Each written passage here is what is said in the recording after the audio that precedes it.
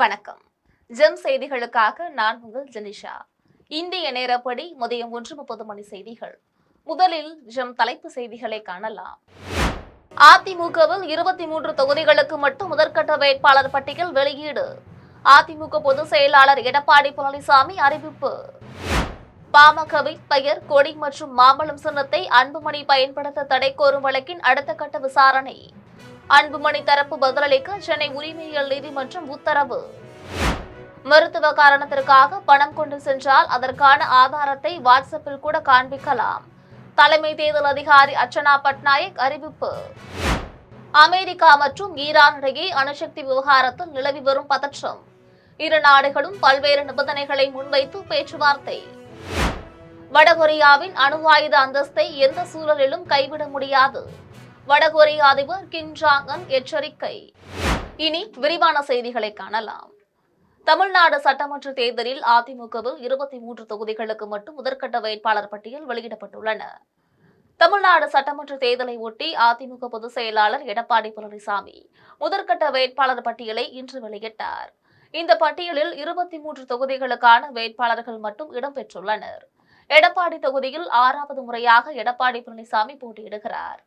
மேலும் வேப்பனஹள்ளியில் முனுசாமி, திண்டுக்கல்லில் திண்டுக்கல் சீனிவாசன், நத்தத்தில் நத்தம் விஸ்வநாதன், தொண்டாமுத்தூரில் SP வேலுமணி, குமாரபாளையத்தில் தங்கமணி, ராயபுரத்தில் ஜெயக்குமார் உள்ளிட்டோர் அதிமுக சார்பில் போட்டியிடுகின்றனர். பாமகவின் பெயர், கொடி மற்றும் மாம்பழம் சின்னத்தை அன்புமணி ராமதாஸ் பயன்படுத்த தடை கோரும் வழக்கின் அடுத்த கட்ட விசாரணை குறித்து அன்புமணி தரப்பு பதிலளிக்க சென்னை உரிமையியல் நீதிமன்றம் உத்தரவிட்டுள்ளது. பாமகவின் பெயர், கொடி மற்றும் மாம்பழம் சின்னத்தை அன்புமணி ராமதாஸ் பயன்படுத்த தடை கோரி டாக்டர் ராமதாஸ் தொடர்ந்த வழக்கை சென்னை உரிமையியல் நீதிமன்றம் தீவிரமாக விசாரித்து வருகிறது. உச்சநீதிமன்றத்தின் அறிவுறுத்தலின்படி இந்த வழக்கை விரைந்து பிடிக்க ராமதாஸ் தரப்பில் மனு தாக்கல் செய்யப்பட்ட நிலையில் இன்று நடைபெற்ற விசாரணையில் இதுகுறித்து அன்புமணி ராமதாஸ் தரப்பு பதிலளிக்க நீதிபதி தர்மபிரபு உத்தரவிட்டுள்ளார். நாளை இருதரப்பு வாதங்களும் விரிவாக கேட்கப்பட உள்ள நிலையில் கட்சியின் சின்னம் தொடர்பான இந்த வழக்கின் அடுத்த கட்ட நகர்வு அரசியல் வட்டாரத்தில் பெரும் எதிர்பார்ப்பை ஏற்படுத்தியுள்ளது. மருத்துவ காரணத்திற்காக பொதுமக்கள் 50,000க்கும் மேல் பணம் எடுத்து சென்றால் அதற்கான ஆதாரத்தை வாட்ஸ்அப்பில் கூட காண்பிக்கலாம் என்று தலைமை தேர்தல் அதிகாரி அர்ச்சனா பட்நாயக் தெரிவித்துள்ளார். சென்னை தலைமை செயலகத்தில் தலைமை தேர்தல் அதிகாரி அர்ச்சனா பட்நாயக் செய்தியாளர்களை சந்தித்து பேசினார். அப்போது பேசிய போது மக்களை தொல்லை செய்யக்கூடாது என்றும் பொதுமக்கள் கொண்டு செல்லும் பணத்தை பறிமுதல் செய்யக்கூடாது என்றும் அறிவுறுத்தப்பட்டுள்ளது. தொடர்ந்து மருத்துவ காரணத்திற்காக பொதுமக்கள் 50,000க்கும் மேல் பணம் எடுத்து சென்றால் அதற்கான ஆதாரத்தை வாட்ஸ்அப்பில் கூட காண்பிக்கலாம் என்று தெரிவித்துள்ளார். அவ்வாறு காண்பித்தால் பணம் எடுத்து செல்ல அனுமதிக்கப்படுவர் என்றார். இதையடுத்து வணிகர்களின் கோரிக்கையை தேர்தல் ஆணையத்தின் கவனத்திற்கு கொண்டு சென்றுள்ளோம் என்றும் கூறியுள்ளார். அமெரிக்கா மற்றும் ஈரான் இடையே அணுசக்தி விவகாரத்தில் நிலவி வரும் பதற்றத்தை தணிக்க இரு நாடுகளும் பல்வேறு நிபந்தனைகளை முன்வைத்து பேச்சுவார்த்தையில் ஈடுபட்டன. அமெரிக்கா மற்றும் ஈரான் இடையே அணுசக்தி விவகாரத்தில் நிலவி வரும் நீண்டகால பதற்றத்தை தணிக்க இரு நாடுகளும் பரஸ்பர நிபந்தனைகளை முன்வைத்து பேச்சுவார்த்தையில் ஈடுபட்டுள்ளதாக தகவல்கள் வெளியாகியுள்ளது. அதில் ஈரான் தனது அணுசக்தி திட்டங்களை கைவிட்டு ஹார்முஸ் ஜலசந்தியில் தடையற்ற போக்குவரத்தை உறுதி செய்ய வேண்டும் என 15 அம்ச திட்டங்களை அமெரிக்கா வலியுறுத்திய நிலையில் அதற்கு பதிலாக தன் மீதான பொருளாதார தடைகளை நீக்க வேண்டும் என்றும் வளைகுடா நாடுகளில் உள்ள அமெரிக்க ராணுவ தளங்களை மூட வேண்டும் என்றும் ஈரான் தரப்பிலும் 15 அம்ச திட்டங்களை பதில் நிபந்தனைகளாக அறிவித்துள்ளனர். தற்பொழுது இரு நாடுகளுக்கும் இடையே நேரடியாக போர் ஏதும் நடைபெறவில்லை என்றாலும் சர்வதேச அமைதியை கருத்தில் கொண்டு இந்த பேச்சுவார்த்தைகள் நடைபெற்று வருகின்றன. ரஷ்யா, சீனா, இந்தியா தலையிட்டிருந்தால் ஈரான் போரை முடிவுக்கு கொண்டு வந்திருக்கலாம் என்று நாம் தமிழர் கட்சியின் சீமான் தெரிவித்துள்ளார். திருப்பத்தூர் மாவட்டத்தில் நாம் தமிழர் கட்சியின் தலைவர் சீமான் செய்தியாளர்களை சந்தித்து பேசினார். அப்போது தமிழகத்தில் உள்ள திமுக, அதிமுக, தவிக ஆகிய 3 கட்சிகளும் பெரியார் தான் எங்கள் கொள்கை என்றும் அவர்தான் எங்களுக்கு எல்லாம் என கூறுவார்கள் என்றும் தெரிவித்துள்ளார். ஆனால் நாங்கள் தாங்கள் இனத்தின் முன்னோர்களை தான் பெரியார் என கூறுகிறோம் என்றார். தொடர்ந்து தமிழகத்தில் 4 முனை போட்டி என்பதெல்லாம் சும்மா எனவும் அவர்கள் 3 பேரும் ஒரு முனையிலும் தான் ஒரு முனையிலும் உள்ளேன் எனவும் கூறினார். எனவே இது இருமுனை போட்டிதான் என்றும் தெரிவித்துள்ளார். இதையடுத்து ரஷ்யா, சீனா, இந்தியா தலையிட்டிருந்தால் ஈரான் போரை முடிவுக்கு கொண்டு வந்திருக்கலாம். அமெரிக்கா வள வேட்டைக்காக போரை நடத்தி வருகிறது. மேலும் அமெரிக்காவிடம் அனைத்து நாடுகளும் கடன் வாங்கி உள்ளதால் அனைவரும் அமைதி காக்கின்றனர் எனவும் தெரிவித்துள்ளார். அது அந்த மாதிரிலாம் வேலை செஞ்சுமே நான் 36 லட்சம் வாக்கு தொட்டு அங்கீகரிக்கப்பட்ட ஒரு தனிச்ச கட்சியாக வந்துட்டேன். இப்போ தமிழ்நாட்டை யாரை ஆள்றது அப்படிங்கிறது தான் இந்த தேர்தல். அதில் பிஜேபி வருது, காங்கிரஸ் வருதுல. இந்திய தேர்தல்னா நம்ம திராவிட கட்சிகள் திமுக, பிஜேபி, காங்கிரஸ் பின்னாடி போகும். தமிழ்நாட்டை யார் ஆள்றதுன்னா இந்திய கட்சியாக இருக்குது பிஜேபி, காங்கிரஸ், திமுக பின்னாடி வரும். நாங்கள் இது எல்லா கட்சியும் விட்டுட்டு தனியாக முன்னாடி போகணும்னு நினைக்கிறோம். உங்களுக்கு புரியுது? இப்போ அதனால இதில் தமிழ்நாட்டை யார் ஆள்றது, இந்த நாட்டின் எதிர்காலத்துக்கு எது சரியான திட்டம், எது செயல்முறைகள் என் மக்கள் கவனிக்க தொடங்கினா நாங்கள் மட்டும்தான் ஆட்டத்தில் இருப்போம். இப்போ நீங்கள் இவங்க 3 பேர் எடுத்துக்கிட்டீங்கன்னா 3 பேரும் பெரியார் தான் எல்லாம் எங்கள் கொள்கையும்பாங்க, பெரியார் தான் எல்லாம்பாங்க. நாங்கள் எங்கள் இனத்தின் முன்னோர்கள் ஒவ்வொருத்தரும் எங்களுக்கு பெரியாரும்பாங்க. அவங்க திராவிடரும்பாங்க, நாங்கள் தமிழர்கள்னு சொல்லுவோம். அவங்க இருமொழி கொள்கைன்பாங்க, எங்களுக்கு ஒரே மொழி கொள்கை தான் தமிழ். ஆங்கிலம் ஒரு பாடமொழி, அவ்வளோதான். படிப்போம், ஆங்கிலம் கட்டாயமாக படிச்சுக்குவோம். பயிற்று மொழி, கல்வி மொழி, கொள்கை மொழி எங்களுக்கு தமிழ் தான் சொல்லுவோம். பொன்னேரி அருகே வாக்களிப்பதன் அவசியத்தை வலியுறுத்தி நடைபெற்ற விழிப்புணர்வு பேரணியை மாவட்ட ஆட்சியர் பிரதாப் தொடங்கி வைத்தார். திருவள்ளூர் மாவட்டம் பொன்னேரியில் சட்டமன்ற தேர்தலையொட்டி அனைவரும் 100% வாக்களிக்க வேண்டும் என வலியுறுத்தி விழிப்புணர்வு பேரணி நடைபெற்றது. இதனை மாவட்ட ஆட்சியர் பிரதாப் உறுதிமொழியேற்று கொடியசைத்து தொடங்கி வைத்தார். இதில் மாணவர்கள் கலந்து கொண்டு அனைவரும் கட்டாயம் வாக்களிக்க வேண்டும் என்ற பதாகைகளை கையில் ஏந்தியபடி பேரணியாக சென்று விழிப்புணர்வை ஏற்படுத்தினர். இதையடுத்து மாவட்ட ஆட்சியர் வண்ண பலூன்களை வானில் பறக்கவிட்டு விழிப்புணர்வு ஏற்படுத்தினார். இதில் தேர்தல் அலுவலர் ரவிச்சந்திரன், வட்டாட்சியர் சோமசுந்தரம், காவல் உதவி ஆணையர் ராஜசேகர், மீஞ்சூர் வட்டார வளர்ச்சி அலுவலர்கள் குணசேகரன், மணி சேகர் உள்ளிட்ட அரசு அதிகாரிகள் பலர் கலந்து கொண்டனர். ஏனாத்தூரில் தேர்தலையொட்டி அனைவரும் கட்டாயம் வாக்களிக்க வேண்டும் என்று கல்லூரி மாணவர்களும் அங்கன்வாடி பணியாளர்களும் இணைந்து பொதுமக்களிடையே விழிப்புணர்வுகளை ஏற்படுத்தினர்.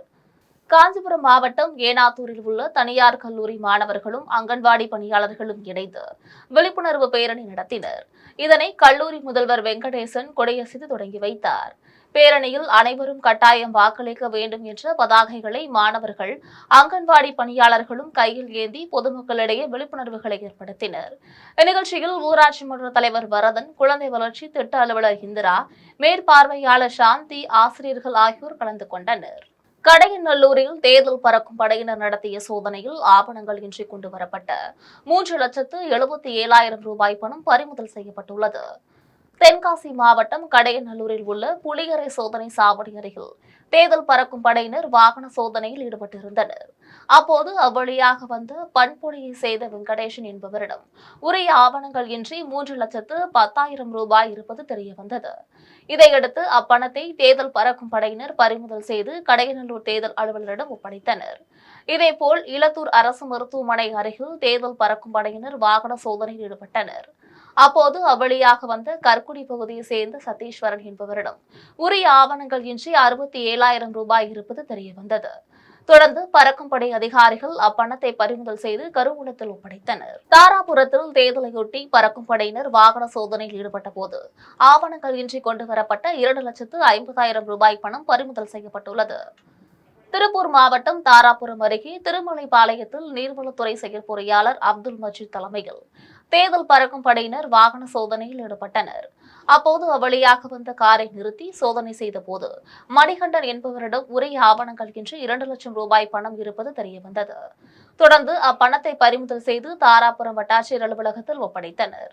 இதேபோல் குண்டடம் சோதனை சாவடி அருகில் குழந்தைகள் நல வளர்ச்சி திட்ட அலுவலர் தீபா தலைமையில் பறக்கும் படையினர் வாகன சோதனையில் ஈடுபட்டனர். அப்போது அவ்வழியாக வந்த காரை நிறுத்தி சோதனை செய்துள்ளனர். இதில் மதன்குமார் என்பவரிடம் உரிய ஆவணங்கள் இன்றி 55,000 ரூபாய் இருப்பது தெரியவந்தது. இதையடுத்து அப்பணத்தை பறிமுதல் செய்து வட்டாட்சியர் அலுவலகத்தில் ஒப்படைத்தனர். பின்னர் மொத்தமாக 2,50,000 ரூபாய் பணத்தை அதிகாரிகள் முன்னிலையில் சரிபார்க்கப்பட்டு அரசு கருவூலத்தில் செலுத்தப்பட்டது. திருவரம்பூர் சட்டமன்ற தொகுதிக்கு தேவையான வாக்குப்பதிவு இயந்திரங்கள் திருவரம்பூர் தாலுகா அலுவலகத்தில் அனைத்து கட்சி பிரதிநிதிகள் முன்னிலையில் சரிபார்க்கப்பட்டு அறையில் வைத்து சீல் வைக்கப்பட்டது. திருச்சி மாவட்ட ஆட்சியர் அலுவலகத்திலிருந்து திருவரம்பூர் தாலுகா அலுவலகத்திற்கு கண்ட்ரோல் வாக்குப்பதிவு இயந்திரம், விவிபேட் ஆகியவை கொண்டு செல்லப்பட்டது. இதனை திருவரம்பூர் தேர்தல் அலுவலர் அமுதா, உதவி அலுவலர் கார்த்திகேயன் ஆகியோர் தலைமையில் அனைத்து கட்சியின் நிர்வாகிகளை அழைத்து சரிபார்க்கப்பட்டு அங்குள்ள ஒரு அறையில் வைத்து சீல் வைக்கப்பட்டது.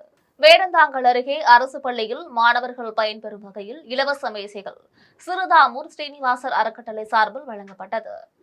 செங்கல்பட்டு மாவட்டம் வேடந்தாங்கல் அருகில் உள்ள சித்திரக்குளம் அரசு பள்ளியில் சிறுதாமூர் ஸ்ரீனிவாசர் அறக்கட்டளை சார்பில் பள்ளி மாணவர்களுக்கு மேசை வழங்கப்பட்டது. இதில் வட்டார கல்வி அலுவலர் மணிவண்ணன், கல்வி திட்டத்தின் நிறுவனர் கவிஞர் விஜயகிருஷ்ணன், பள்ளி தலைமை ஆசிரியர் ராஜேந்திரன், சமூக ஆர்வலர் சுகுமார் ஆகியோர் கலந்து கொண்டனர். பொன்னேரி அருகே பனைவோலை கைவினைப் பொருட்கள் பயிற்சி வகுப்பு நிறைவு விழாவில் பயிற்சி பெறுபவர்களுக்கு குழு பதநீர் மற்றும் பனைவோலை வழங்கப்பட்டது. திருவள்ளூர் மாவட்டம் பொன்னேரி அருகே அனுப்பம்பட்டில் பனைவோலை கைவினைப் பொருட்கள் பயிற்சி வகுப்பு நிறைவு விழா திட்ட ஒருங்கிணைப்பாளர் பாலகிருஷ்ணன் தலைமையில் நடைபெற்றது. இதில் கைவினைப் பொருட்கள் காட்சிப்படுத்தப்பட்டு பயிற்சி பெறுபவர்களுக்கு குழு பதநீர், பனைவோலை வழங்கப்பட்டது. தொடர்ந்து இயற்கை வளத்தை பாதுகாக்க பொதுமக்கள் அனைவரும் பிளாஸ்டிக் பொருட்களுக்கு மாற்றாக பனைவோலை கைவினைப் பொருட்கள் பயன்படுத்த வேண்டும். இதன் மூலம் பெண்களின் வாழ்வாதாரம் உயர்ந்துள்ளதாகவும் பனைப்பொருட்களை அனைவரும் பயன்படுத்த வேண்டும் என்று அறிவுரை வழங்கப்பட்டது. அது இப்போ நம்ம நிறைய பேர் அதை அவாய்ட் பண்ணிட்டு இப்போ எல்லாமே பிளாஸ்டிக்கில் யூஸ் பண்ணுறதுனால உடலுக்கு, உடம்புக்கு, சுற்றுச்சூழலுக்கு எல்லாமே கெடுதல் வருது. அதெல்லாம் இல்லாமல் இருக்கிறதுக்கு இப்போது எல்லா இடத்துலையும் பனை ஓலையை பற்றி சொல்லித்தராங்க. அது நம்ம அனுப்பம்பட்டு பஞ்சாயத்தில் சொல்லித்தரதா சொன்னதுனால நான் இங்கே நிறைய பொருட்கள்லாம் கற்றுக்கினேன். ரொம்ப நல்லா யூஸ்ஃபுல்லாக இருக்குது. கூடை, மாலை, குழந்தைங்களுக்கு தேவையான கிளிகிழிப்பு, வீட்டுக்கு தேவையான மசாலா பொட்டி, தேவையில்லாத பொருட்கள் போட்டு வைக்கிறதுக்கு டஸ்ட்பின், அந்த மாதிரி நிறைய பொருட்கள்லாம் சொல்லிக் கொடுக்குறாங்க. புளியங்குடி அருகே தனியார் பள்ளியில் நின்று கொண்டிருந்த மாணவி மீது கார் மோதியதில் பள்ளி மாணவி சம்பவ இடத்திலேயே உயிரிழந்துள்ள நிலையில் மாணவியின் பெற்றோர்கள் மற்றும் உறவினர்கள் போராட்டத்தில் ஈடுபட்டு வருகின்றனர். தென்காசி மாவட்டம் புளியங்குடி அருகே சிந்தாமணியில் உள்ள தனியார் பள்ளியில் நெற்கட்டும் செவல் கிராமத்தை சேர்ந்த மாரிசாமி, வேல்மகில் தம்பதியரின் மகள் யாழினி யுகேஜி படித்து வந்துள்ளார். தொடர்ந்து வழக்கம் போல யாழினி மாலை வீட்டிற்கு செல்வதற்கு பள்ளி மைதானத்தில் நின்று கொண்டிருந்தார். அப்போது பள்ளி வளாகத்திற்குள் வந்த கார் சிறுமியின் மீது மோதியது. இதில் படுகாயமடைந்த சிறுமியை உடனடியாக அருகில் உள்ள தனியார் மருத்துவமனைக்கு கொண்டு சென்று பரிசோதனை செய்த போது உயிரிழந்துள்ளதாக மருத்துவர்கள் தெரிவித்தனர். இதுகுறித்து தகவல் அறிந்த பெற்றோர்கள் கிராமத்தில் உள்ளவர்களை அழைத்து பள்ளி வளாகத்திற்குள் என்ன நடந்தது என கேட்டபோது சிறுமி மருத்துவமனையில் உயிரிழந்தது தெரியவந்தது. அதனைத் தொடர்ந்து அனைவரும் சிந்தாமணி ரவுண்டானாவில் சாலை மறியல் போராட்டத்தில் ஈடுபட்டனர். போராட்டத்தில் கார் ஓட்டுநரை கைது செய்ய வேண்டும் என்று தொடர்ந்து சாலை மறியலில் ஈடுபட்டு வருகின்றனர். அதனைத் தொடர்ந்து பேச்சுவார்த்தைக்கு யாரும் வராததால் நூற்றுக்கணக்கானோர் அருகில் உள்ள சம்பவம் நடந்த பள்ளிக்கு சென்று போராட்டத்தில் ஈடுபட்டனர். அப்போது பள்ளி வளாகத்திற்குள் சரமாரியாக கற்களை வீசியுள்ளனர். இதனால் பள்ளியின் பெயர் பலகை, பள்ளி அருகே இருந்த ஏடிஎம் மையம் அருகில் உள்ள கண்ணா மருத்துவமனை ஆகியவற்றின் மீது கற்கள் வீசப்பட்டது. அதன் பின்னர் காவல்துறையினர் அனைவரையும் கலைந்து போக செய்தனர். ஆனால் தொடர்ந்து சாலை மறியல் போராட்டம் நடைபெற்றதால் அப்பகுதியில் பெரும் பரபரப்பு ஏற்பட்டுள்ளது. மருங்கூரில் ஊர் ஒற்றுமைக்காகவும் மழை பெய்து விவசாயம் செழிக்க வேண்டியும் ஏராளமான பெண்கள் முளைப்பாறை எடுத்து அம்மனை வழிபட்டனர். புதுக்கோட்டை மாவட்டம் திருமயம் அருகே மருங்கூரில் உள்ள முத்துமாரியம்மன் கோவிலில் சுவாமிக்கு அபிஷேக ஆராதனைகள் நடைபெற்றது. தொடர்ந்து ஏராளமான பெண்கள் கலந்து கொண்டு கும்மியடித்து முளைப்பாரி கரகம் எடுத்து முக்கிய வீதிகள் வழியாக சென்று கோவில் வந்தடைந்தனர். இதில் ஏராளமான பக்தர்கள் கலந்து கொண்டு வழிபட்டனர். அவிநாசியில் விக்ரமராஜா தலைமையில் நடைபெற்ற ஆலோசனை கூட்டத்தில் வணிகர்களின் கோரிக்கைகளை நிறைவேற்றும் கட்சிக்கு சட்டமன்ற தேர்தலில் ஆதரவு அளிக்கப்படும் என தெரிவிக்கப்பட்டுள்ளது. கோவை அவிநாசியில் 43வது வணிகர் தின மாநாடு குறித்து தமிழ்நாடு வணிகர் சங்க பேரமைப்பு சார்பில் மாநில தலைவர் விக்ரமராஜா தலைமையில் ஆலோசனை கூட்டம் நடைபெற்றது. பின்னர் செய்தியாளர்களை சந்தித்து பேசிய அவர், திருவாரூரில் நடைபெறவுள்ள வணிகர் மாநாட்டில் வணிகர்களுக்கான தனி பாதுகாப்பு சட்டம், ஜிஎஸ்டி நடைமுறை எளிதாக்கல் மற்றும் சிலிண்டர் விலை உயர்வால் பாதிக்கப்பட்ட கடைகளுக்கு 25,000 இழப்பீடு உள்ளிட்ட கோரிக்கைகள் வலியுறுத்தப்பட உள்ளன. தேர்தல் நேரத்தில் வணிகர்களின் பணத்தை பறிமுதல் செய்வதை கண்டித்து போராட்டத்தில் ஈடுபடவும் முடிவு செய்யப்பட்டுள்ளது. மேலும் வணிகர்களின் கோரிக்கைகளை நிறைவேற்றும் கட்சிக்கு சட்டமன்ற தேர்தலில் ஆதரவு அளிக்கப்படும் என்றும் இதுகுறித்து மத்திய நிதி அமைச்சரிடம் நேரடியாக மனு அளிக்க உள்ளதாகவும் வணிகர் தரப்பில் தெரிவிக்கப்பட்டுள்ளது. தமிழ்நாடு வணிக சங்க பேரமைப்பின் சார்பாக வருகின்ற 43வது மாநில மாநாடு திருவாரூரில் நடைபெறுகின்ற மாநாட்டில் விழிப்புணர்வு எழுச்சி மாநாடு என்ற தலைப்போடு லட்சக்கணக்கான வணிகர்களை திரட்டக்கூடிய பணிதனை செய்து கொண்டிருக்கிறோம். குறிப்பாக கோவை மண்டலத்தினுடைய தலைவர் அன்னை சூலூர் சந்திரசேகரன் அவர்கள் தலைமையிலே அனைத்து மாவட்டத்திலும் பல்லாயிரக்கணக்கான வியாபாரிகள் பங்கேற்பதாக தீர்மானிக்கப்பட்டிருக்கிறது. இன்று கோவை மாவட்டத்தில் கூட்டத்தில் அந்த மாநாட்டில் 5000 பேர் பங்கேற்பது என்பதை தீர்மானிக்கப்பட்டிருக்கிறது. இந்த மாநாடு ஒரு வரலாறு திரும்பி பார்க்கக்கூடிய மாநாடாகவும் அனைத்து மாநிலத்தினுடைய தலைவர்கள் இந்த மாநாட்டிலே பங்கேற்கிறார்கள். சிறப்பு அழைப்பாளராக பிரபல தொழிலதிபர்கள் எல்லாம் இந்த மாநாட்டில் பங்கேற்க. நெய்வேலியில் 100% வாக்குப்பதிவை வலியுறுத்தி தேர்தல் நடத்தும் அலுவலர் சண்முகவல்லி தலைமையில் விழிப்புணர்வு பேரணி நடைபெற்றது. நெய்வேலி மெயின் பஜாரில் 100% வாக்குப்பதிவை வலியுறுத்தி தேர்தல் நடத்தும் அலுவலர் சண்முகவல்லி மற்றும் NLC செயல் இயக்குநர் ஜாஸ்பர் ரோஸ் முன்னிலையில் சட்டமன்ற தேர்தல் விழிப்புணர்வு பேரணி நடைபெற்றது. 200க்கும் மேற்பட்ட பெண்கள் பதாகைகளை ஏற்றி சென்று ஜனநாயக கடமையின் அவசியம் குறித்து முழக்கமிட்டதுடன் பொதுமக்கள் முன்னிலையில் வாக்களிப்பதன் முக்கியத்துவம் குறித்து கலை நிகழ்ச்சிகளை நடத்தினர். இதில் NLC நில எடுப்புத்துறை முதன்மை பொது மேலாளர் சீனிவாச ராகவன், தேர்தல் அலுவலர் ஜெயசீலன், வருவாய்த்துறை அலுவலர்கள் மற்றும் ஆசிரியர்கள் கலந்து கொண்டு பொதுமக்களிடையே விழிப்புணர்வை ஏற்படுத்தினர். சென்னையில் மாற்றுத்திறனாளிகள் மற்றும் சிறப்பு குழந்தைகளுக்கான மாடலிங் திறமைகளை வெளிக்கொணரும் வகையில் DS பேஷன் நிறுவனம் சார்பில் PS பேஷன் ஷோ நிகழ்ச்சி சிறப்பாக நடைபெற்றது.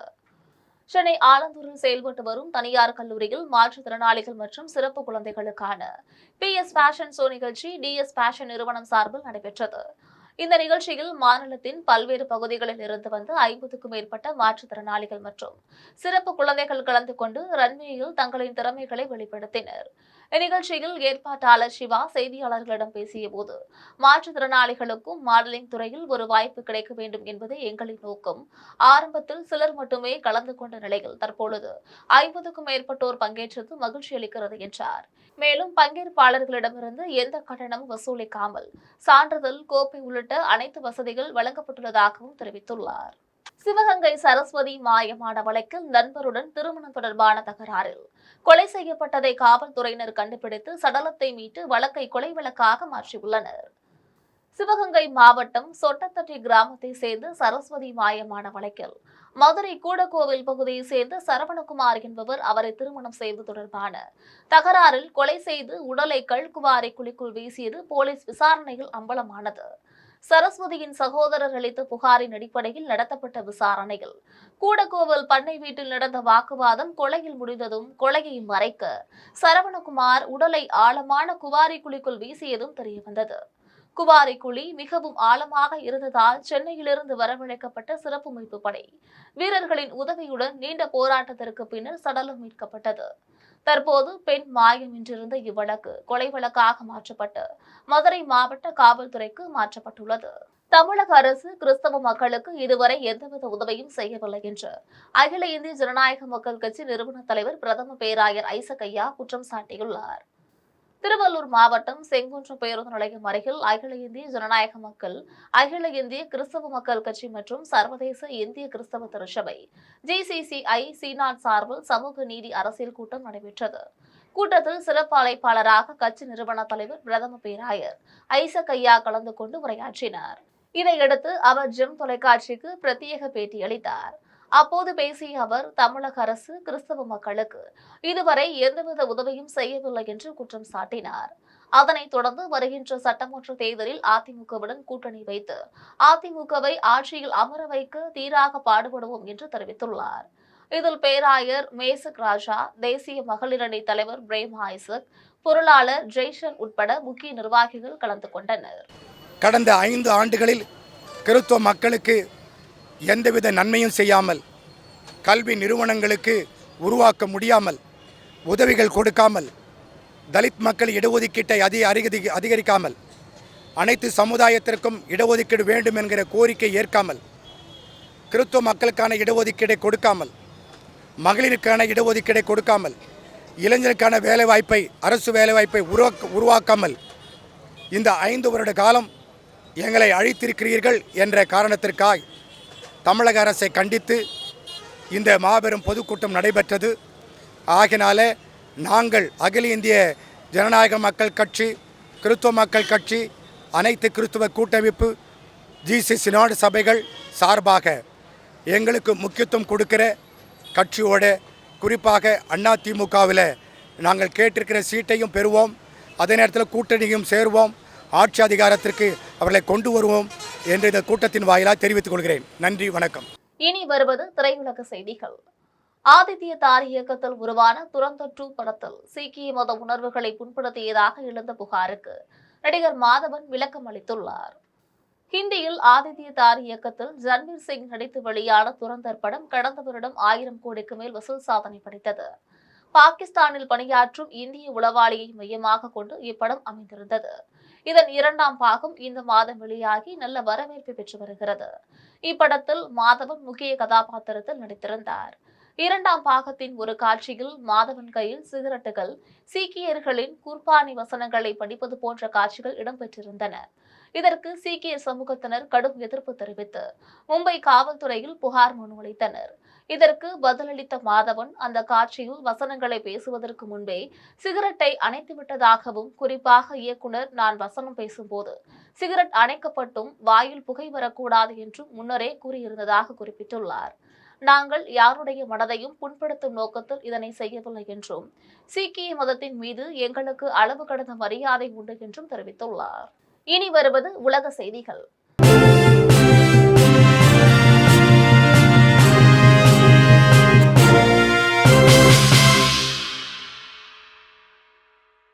வடகொரியாவின் அணு ஆயுத அந்தஸ்தை எந்த சூழலிலும் கைவிட முடியாது என்று அந்நாட்டு அதிபர் கிம் ஜாங் அன் தெரிவித்துள்ளார். வடகொரியா நாடாளுமன்றத்தில் அதிபர் கிம் ஜாங் அன் 3வது முறையாக பதவியேற்ற பின்பு கூட்டம் நடைபெற்றது. கூட்டத்தில் அவர் பேசிய போது வடகொரியாவின் மிகப்பெரிய எதிரி நாடாக தென்கொரியாவை அதிகாரப்பூர்வமாக அறிவித்துள்ளார். தொடர்ந்து இரு நாடுகளும் அமைதியான முறையில் ஒன்றிணையலாம் என்ற கொள்கைக்கு எதிராக அரசியலமைப்பில் முக்கிய திருத்தங்களும் மேற்கொள்ளப்பட்டுள்ளது. மேலும் வடகொரியாவின் அணு ஆயுத அந்தஸ்தை எந்த சூழலிலும் கைவிட முடியாது என எச்சரித்தார். இனி வருவது விளையாட்டு செய்திகள்.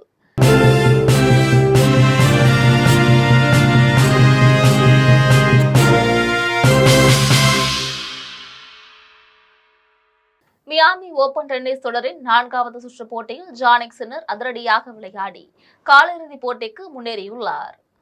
அமெரிக்காவின் புளோரிடா நகரில் மியாமி ஓபன் டென்னிஸ் தொடரின் ஆண்கள் ஒற்றையர் பிரிவு 4வது சுற்று போட்டி நடைபெற்றது. இதில் இத்தாலியின் ஜானிக் சின்னர் அமெரிக்காவின் அலெக்ஸ் மிச்சல்சன் உடன் மோதினார். இப்போட்டியில் அதிரடியாக விளையாடி ஜானிக் சின்னர் 2-0 என்ற நேர் கணக்கில் அலெக்ஸ் மிச்சல்சனை வீழ்த்தி வெற்றி பெற்றார். இதன் மூலம் ஜானிக் சின்னர் காலிறுதிப் போட்டிக்கு முன்னேறினார். இனி வருவது தங்கம், வெள்ளி மற்றும் பங்கு சந்தை விலை நிலவரம்.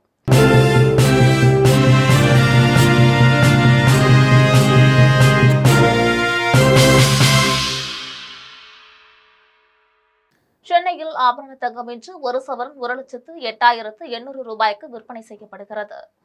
சென்னையில் இன்று ஆபரண தங்கத்தின் விலை கிராமிற்கு 350 ரூபாய் அதிகரித்து 13,600 ரூபாய்க்கு விற்பனை செய்யப்படுகிறது. மேலும் ஒரு சவரன் 2,800 ரூபாய் அதிகரித்து 1,08,800 ரூபாய்க்கு விற்பனை செய்யப்படுகிறது. 24 கேரட் தூய தங்கம் ஒரு சவரன் 1,18,696 ரூபாய்க்கு விற்பனை செய்யப்படுகிறது. மேலும் 1 கிராம் வெள்ளி 260 ரூபாய்க்கும் 1 கிலோ வெள்ளி 2,60,000 ரூபாய்க்கும் விற்பனை செய்யப்படுகிறது. இந்திய பங்கு சந்தைகளில் வணிகம் இன்று உயர்வுடன் காணப்படுகிறது. மும்பை பங்கு சந்தை பங்கு விலை குறியீட்டு எண் சென்செக்ஸ் 1,627 புள்ளிகள் அதிகரித்து 75,696 புள்ளிகளில் வணிகமாகிறது. தேசிய பங்கு சந்தை பங்கு விலை குறியீட்டு எண் நிப்டி 507 புள்ளிகள் அதிகரித்து 23,420 புள்ளிகளில் வணிகமாகிறது. மீண்டும் தலைப்பு செய்திகள். அதிமுகவில் 23 தொகுதிகளுக்கு மட்டும் முதற்கட்ட வேட்பாளர் பட்டியல் வெளியீடு. அதிமுக பொதுச் செயலாளர் எடப்பாடி பழனிசாமி அறிவிப்பு. பாமகவின் பெயர், கொடி மற்றும் மாம்பழம் சின்னத்தை அன்புமணி பயன்படுத்த தடை கோரும் வழக்கின் அடுத்த கட்ட விசாரணை. அன்புமணி தரப்பு பதிலளிக்க சென்னை உரிமையியல் நீதிமன்றம் உத்தரவு. மருத்துவ காரணத்திற்காக பணம் கொண்டு சென்றால் அதற்கான ஆதாரத்தை வாட்ஸ்அப்பில் கூட காண்பிக்கலாம். தலைமை தேர்தல் அதிகாரி அர்ச்சனா பட்நாயக் அறிவிப்பு. அமெரிக்கா மற்றும் ஈரான் இடையே அணுசக்தி விவகாரத்தில் நிலவி வரும் பதற்றம். இரு நாடுகளும் பல்வேறு நிபந்தனைகளை முன்வைத்து பேச்சுவார்த்தை. வடகொரியாவின் அணு ஆயுத அந்தஸ்தை எந்த சூழலிலும் கைவிட முடியாது. வடகொரிய அதிபர் கிம் ஜாங் அன் எச்சரிக்கை. இத்துடன் ஜெம் செய்திகள் நிறைவடைகின்றன. மீண்டும் ஜெம் செய்திகள் மாலை 6 மணிக்கு. உடனுக்குடன் செய்திகளை காண ஜெம் லைவ்.tv என்ற இணையதளத்தில் இணைந்திருங்கள். நன்றி, வணக்கம்.